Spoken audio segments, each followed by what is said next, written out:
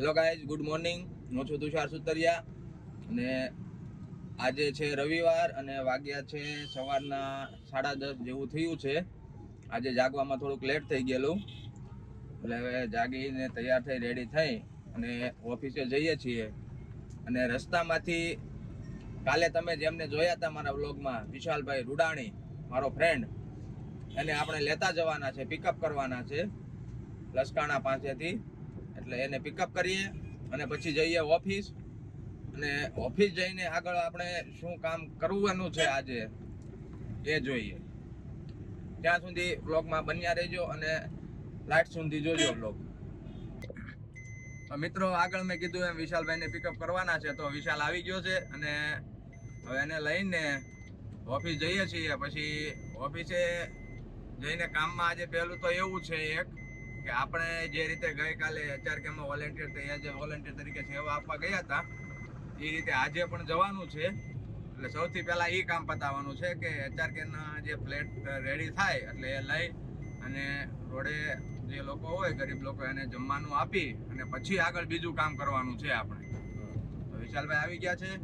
સવારે 8 વાગે વિશાલભાઈ જાગવાના હતા, એની બદલે આ 11 વાગી ગયા છે. એટલે હવે જોઈએ આગળ પછી. મિત્રો, વરસાદ પણ ધીમો ધીમો શરૂ થઈ ગયો છે અને એકદમ અંધારું થઈ ગયેલું છે. વાગ્યા છે 11 પણ લાગે એવું કે સાંજના 5-6 વાગી ગયા હોય એટલો અંધારું થયેલું છે વરસાદનું. મિત્રો, ઓફિસ પહોંચી ગયા છીએ અને હમણાં થોડી વારમાં HRKની પ્લેટ રેડી થાય એટલે લઈ અને આપણે જે આગળ વાત થઈ કે રોજે ડોનેટ કરવાની છે એ પ્રમાણે આજે ડોનેટ કરવા નીકળશું. મિત્રો, આપણે અત્યારે અહીંયા HRKની જે પ્લેટ લેવાની હતી એ પ્લેટ લેવા પહોંચી ગયા છીએ અને હવે અહીંયા જોઈએ રેડી થઈ ગઈ હોય તો લઈને નીકળીએ. અને અત્યારે 5-10 મિનિટ જો નહીં થઈ હોય તો કદાચ વેઇટ કરવો પડશે આપણે, એટલે મળી જાય એ પ્રમાણે. જો રેડી થઈ ગઈ છે તો લઈને તરત જ નીકળી જઈશું. તો મિત્રો, જે HRKની પ્લેટ લેવાની હતી એ લેવાઈ ગઈ છે અને હવે જોઈએ આગળ કયા વિસ્તારમાં જઈએ છીએ અને ક્યાં આપીએ છીએ આપણે પ્લેટ એ બાબતે. મિત્રો, આપણે જે HRKનો ફૂડ આપવા આવ્યા છીએ તમે જે પ્રમાણે જોઈ શકો એ પ્રમાણે. અને આજના આપણા દાતા છે મયુરભાઈ, જેમની દીકરીના બર્થડે નિમિત્તે એમણે આજે ફૂડના દાતા થયા છે.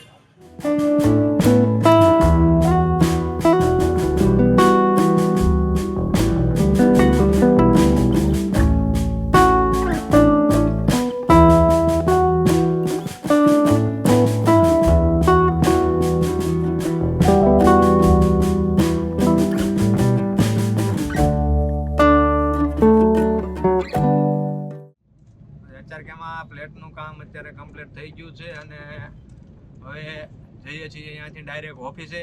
પછી ઓફિસેથી પાછું જવું છે એક બીજા કામે અમારે મિની બજાર, અને ત્યાં 4 વ્હીલ લઈને જઈએ તો પાર્કિંગની થોડીક તકલીફ થાય એવું છે. એટલે હવે ઓફિસે જઈએ, ત્યાં ગાડી મૂકીએ અને ત્યાંથી 2 વ્હીલ લઈ અને પાછા નીકળીએ મિની બજાર જવા. મિત્રો, અત્યારે ઓફિસથી નીકળીએ છીએ.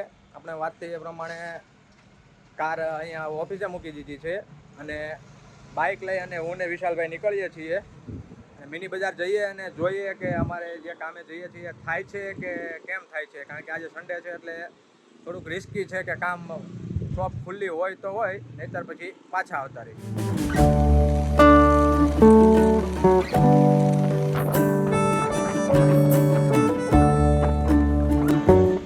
મિત્રો, જે કામે નીકળ્યા હતા એ કામ તો થઈ ગયું છે. એક જગ્યાએ નહોતું એટલે બીજી જગ્યાએ આવ્યા, અહીંયા થઈ ગયું છે.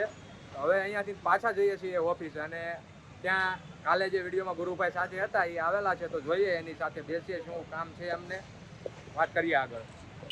તો મિત્રો, ગુરુભાઈ આવી ગયા છે ઓફિસે અને હું ને ગુરુભાઈ અત્યારે જઈએ છીએ આપણે VIP સર્કલે ભેળ લેવા.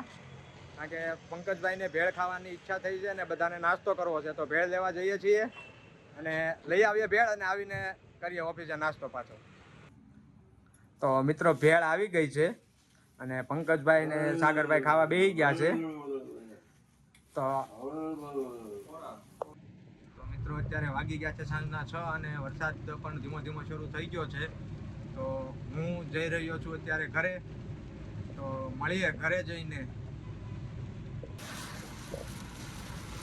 મિત્રો, અત્યારે સુરતમાં વરસાદ પણ પૂર જોશમાં આવે છે અને પવન પણ ઉડેલો છે. વરસાદ પણ બહુ જોરદાર વરસાદ આવે છે.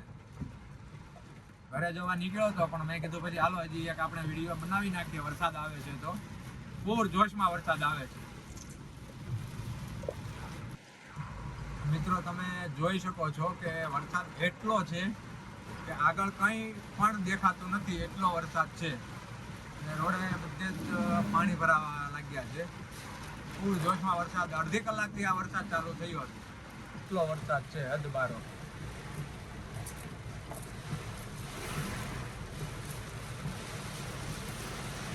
તો મિત્રો ફાઇનલી 3 વખત અલગ અલગ જગ્યાએથી પાછા વળ્યા ત્યારે મેન રોડે કદાચ હજી ચડશું એવું લાગે છે. કારણ કે મેં આગળ બતાવ્યું પ્રમાણે વરસાદ ફૂલ હતો અને પાણી બી દરેક રોડ ઉપર એટલું ભરાઈ ગયું છે. જગાત નાકા, પછી આપણે હરે કૃષ્ણનું ખાતું છે જે વરાછામાં, ત્યાં એ પાછળના રોડે, દરેક રોડે એટલું પાણી ભરાણું છે. અહીંયા મોટા વરાછા અબ્રામા ચોકડી પાસે પણ એટલું પાણી ભરાણેલું છે. હવે જોઈએ આગળ નીકળાય છે કે નહીં મેન રોડે ચડવા માટે. મિત્રો ફાઇનલી 3 જગ્યાએથી પાછા વળ્યા પછી અહીંયા પહોંચ્યા છીએ. હવે મેન રોડે ચડી ગયા છે એટલે હવે લગભગ ક્યાંય પાણી ભરેલું રસ્તામાં નહીં આડું આવે એવો અંદાજો છે. પછી જોઈએ હવે આગળ ક્યાંય પાણી ભરેલું આવે છે કે નહીં.